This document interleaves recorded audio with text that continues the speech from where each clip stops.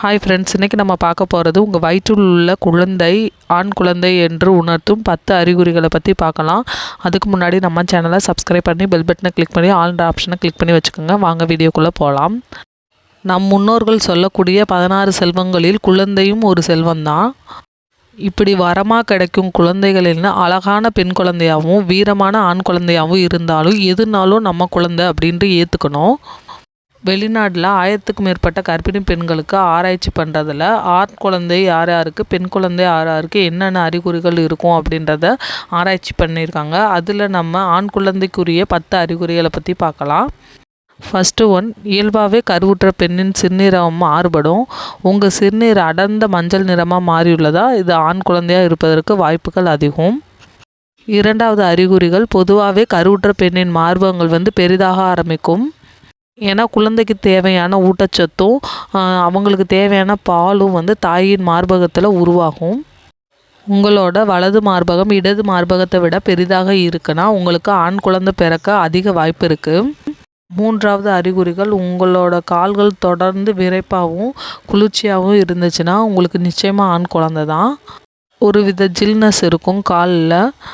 நான்காவது அறிகுறிகள், கருவுற்ற பெண்கள் இயல்பாகவே சோர்வாகவும் களைப்பாகவும் இருப்பாங்க. இந்த டைமில் அதிக தூக்கம் வரும். அப்படி நீங்கள் தூங்கும் போது லெஃப்ட் சைடில் கம்ஃபர்டபுளாக தூங்குவீங்க. அதிகமாக நீங்கள் லெஃப்ட் சைடில் தூங்குனீங்கன்னா உங்களுக்கு ஆண் குழந்தை பிறக்க வாய்ப்பு அதிகமாக இருக்குது. அஞ்சாவது அறிகுறிகள் என்னென்னா, ஒரு பெண் கன்சீவாக இருக்கும்போது அவளோட கூந்தலின் வளர்ச்சி அதிகப்படியாகவும் வேகமாகவும் இருந்துச்சுன்னா அந்த பெண்ணுக்கு ஆண் குழந்தை பிறக்கிறதுக்கு வாய்ப்புகள் அதிகம். ஆறாவது அறிகுறி என்னென்னா, ஒரு பெண் கன்சீவாக இருக்கும்போது அவளோட உடல் எடை அதிகரிப்பது இயல்பானது. உங்களோட உடலின் எடை சரமாரியாக உடலின் எல்லா பகுதியிலும் பரவி இருந்துச்சுன்னா அது பெண் குழந்தை அப்படின்ட்டு சொல்கிறாங்க. இதுவே உங்கள் வயிற்று பகுதியில் மட்டுமே அதிகப்படியான சதை இருந்துச்சுன்னா அவங்களுக்கு ஆண் குழந்தை பிறக்க போகுதுன்னு சொல்கிறாங்க. ஏழாவது அறிகுறி என்னென்னா, வழக்கத்தை போல் அல்லாமல் உங்களுக்கு அதீத பசி இருக்குதான்னு பார்க்கணும். அதுபோல் உங்களுக்கு புளிப்பு மற்றும் உப்பு சுவை கொண்ட உணவுகளில் அதிகம் விரும்புகிறீர்களான்னு பாருங்கள். இதுபோல் விரும்பினா உங்களுக்கு ஆண் குழந்தை பிறப்பதற்கு வாய்ப்புகள் அதிகம்.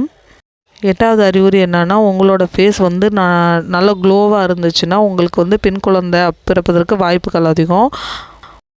அதுபோல் உங்கள் முகத்தில் ரொம்ப டல்னஸும் உங்களுக்கு பிம்பிளும் அதிகமாக இருந்துச்சுன்னா உங்களுக்கு ஆண் குழந்தைன்ட்டு சொல்கிறாங்க. ஒன்பதாவது அறிகுறி என்னென்னா, உங்களுக்கு காலையில் எழுந்திரிச்சமே ஒருவித குமட்டலும் அது மாதிரிக்கு ரொம்ப டயர்ட்னஸாகவும் இருந்துச்சுன்னா உங்களுக்கு ஆண் குழந்தை பிறப்பதற்கு வாய்ப்புகள் அதிகம். 95% இதில் அதிகமாக இருக்குது.